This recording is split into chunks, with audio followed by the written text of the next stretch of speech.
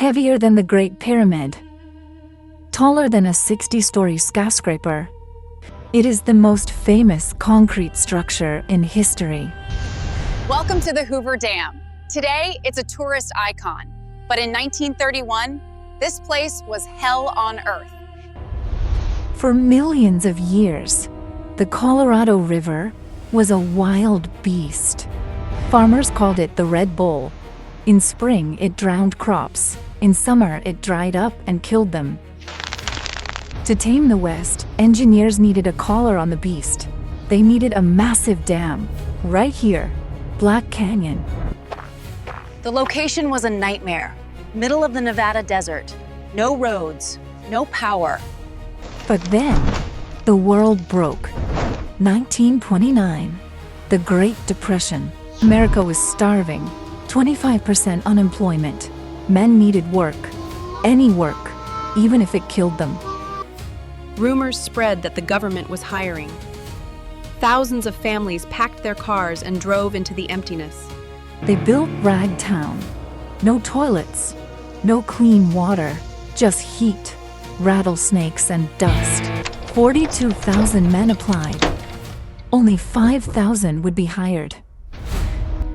To lead them, the government hired a legend, Frank Crow.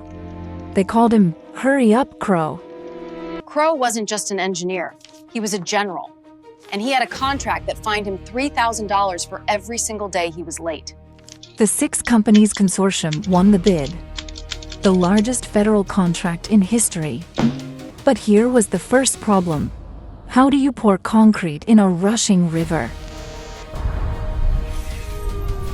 You can't just ask the Colorado to stop. You have to move it, literally. The plan: drill 4 massive tunnels through the solid rock walls, 2 on the Nevada side, 2 on the Arizona side. May 1931. The clock starts. Crow orders the drilling to begin. But there were no roads to the tunnel sites. Men had to hang from ropes just to chip away the entrance. It started with hand tools. But to finish on time, they needed a monster.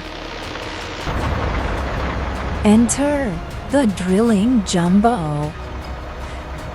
Crow built a beast. A 10-ton truck with 3 levels of platforms backed into the tunnel face. It carried 30 men and 30 pneumatic drills. They attacked the rock wall simultaneously.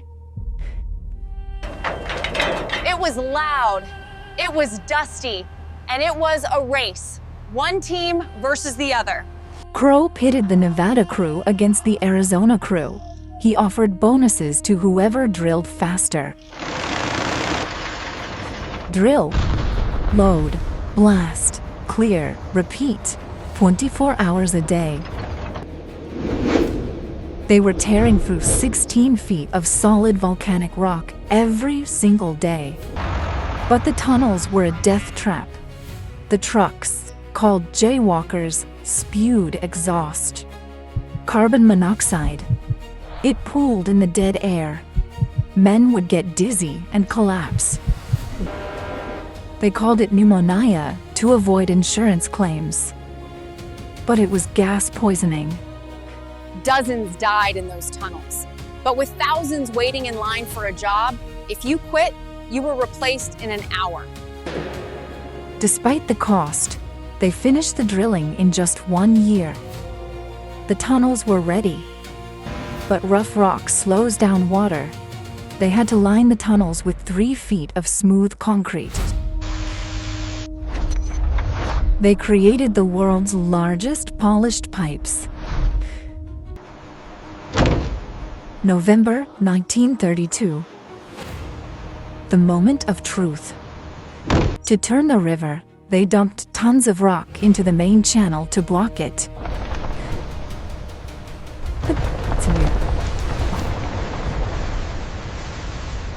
The water rose. It hit the blockage. And for the first time in history, the Colorado River turned left. It worked. The roar of the water vanished into the mountain. Suddenly, the roar stopped. The riverbed, where the water had flowed for millions of years, was dry. A mile of drying mud. This was the foundation.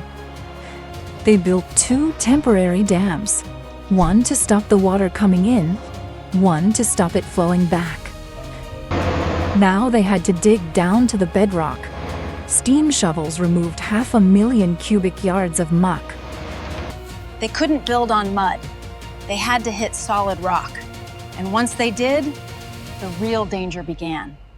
The walls were loose. Rocks fell constantly. Someone had to go up there and clean them. The canyon walls were full of loose rock. If a stone fell, it would kill the workers below like a bullet. They hung 700 feet in the air on nothing but a rope and a wooden plank.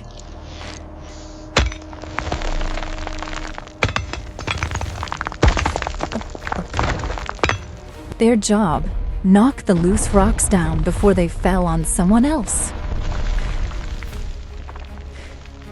They earned $5.60 a day. They didn't just use pry bars, they used jackhammers while swinging in mid-air. They were acrobats. They would kick off the wall, swing out, and smash the rock on the return arc. Many were former circus performers or sailors. They had no fear of heights. But rocks fell. They wore soft cloth caps. In the early days, they wore soft cloth caps. So they improvised. They took 2 cloth hats, dipped them in hot tar, and let them harden. The hard-boiled hat. The Hoover Dam workers effectively invented the modern hard hat. 6 companies saw it, worked, and ordered thousands. It saved countless lives. Legends were born here. Like Louis Fagan, the human pendulum. He could swing his body to transport dynamite boxes between teams without touching the ground. But not everyone made it. Falls were fatal. If the rope broke, there was no backup. After months of swinging and blasting, the walls were shaved clean. The foundation was ready. June 1933. The first bucket of concrete is ready. But now, the engineers faced a physics problem that nearly killed the project. The dam required 3.25 million cubic yards of concrete. If they poured it all at once, the chemical heat would take 125 years to cool down, and it would crack into useless rubble. They couldn't wait 125 years. They had 2 years left. The solution? Don't build a wall. Build a giant set of Lego blocks. Next, how they turned the desert into a refrigerator. They broke the dam into 230 individual vertical columns, like a 3D puzzle. They poured 1 block at a time, only 5 feet high. But that didn't solve the heat problem. Concrete generates heat as it cures. In the 120-degree desert sun, it wouldn't set. So, they did something crazy. They built a massive refrigeration plant. They built a plant capable of producing 1,000 tons of ice a day. They embedded 582 miles of steel pipes inside the concrete blocks. They pumped ice water through them. The cold water sucked the heat out of the curing concrete. What would take 100 years took 2 months. And the pipes. They are still inside the dam today. They filled them with grout and left them there forever. Now, the pour. Frank Crowe designed 8-ton buckets that flew on aerial cableways. The rhythm was relentless. A bucket arrived every 78 seconds, 24 hours a day. Men called puddlers stood knee-deep in wet concrete, stomping it down to remove air bubbles. It was grueling. 120 degrees outside. 140 degrees inside the curing concrete. The buckets were heavy. If a cable slipped or the operator missed signal, men were crushed. Slowly, the columns rose. The puzzle pieces started to connect. Once the blocks cooled, gaps opened between them. They pumped high-pressure grout to seal it into one solid rock. The result? A monolithal structure. One single piece of stone. Enough concrete to pave a 2-lane highway from San Francisco to New York. Imagine that.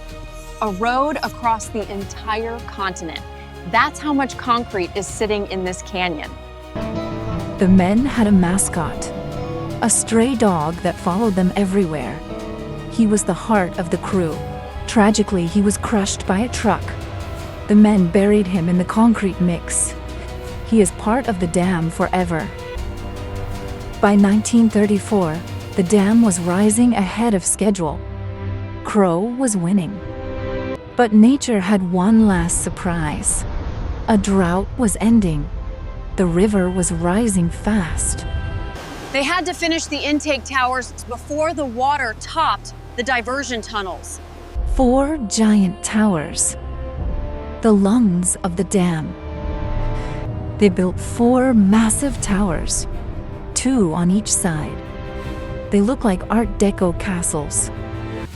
These aren't just decorations. They are the gatekeepers. They decide how much water goes to the turbines. Water enters through these gates, drops down a 30-foot shaft, and enters the penstocks. But here was the next headache. The penstock pipes were 30 feet wide. So, the 6 companies did the impossible again. They built a factory at the dam site. The steel was 3 inches thick. They couldn't use rivets. They had to invent new welding techniques. To check the welds, they used a portable X-ray machine, one of the first times it was used in construction. Once built, a monster truck carried the 45-ton pipe sections down the canyon road. One slip, and the truck, the pipe, and the driver would tumble 800 feet down. Then, the aerial crane lowered them into the tunnels like a thread into a needle. Watch your back! Clearance was only inches. Men guided them by hand. I am standing inside a penstock. In full operation, enough water rushes through here to... But what if the river floods? What if the water gets too high? Enter the spillways, the emergency drains. They look like giant bathtubs drains, and they are terrifying. Each spillway is 100 feet wide. You could drop a house into it without touching the sides. They are rarely used, only twice in history. The water moves so fast it can cavitate and tear the concrete apart. Early 1935, the concrete wall reaches its final height. The plug is finished. Now, the final step, closing the doors. Next, we shut the tunnels and birth a sea in the desert.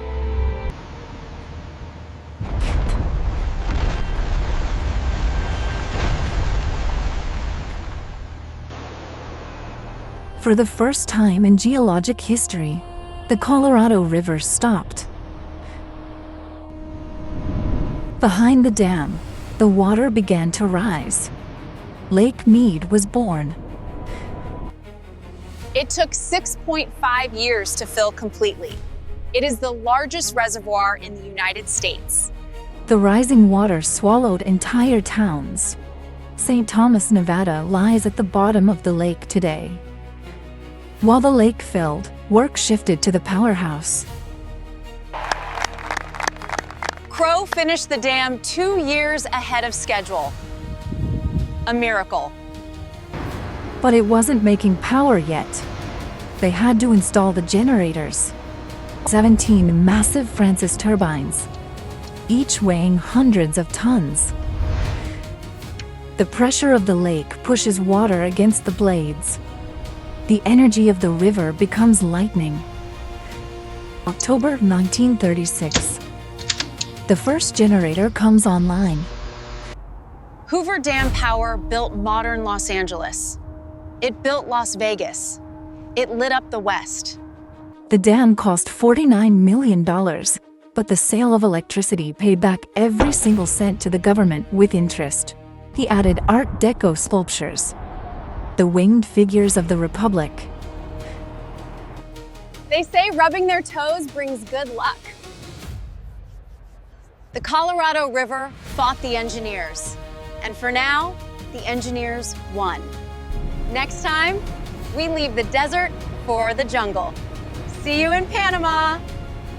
If you've been fascinated by the sheer audacity of human engineering, then don't miss our next adventure. Hit that subscribe button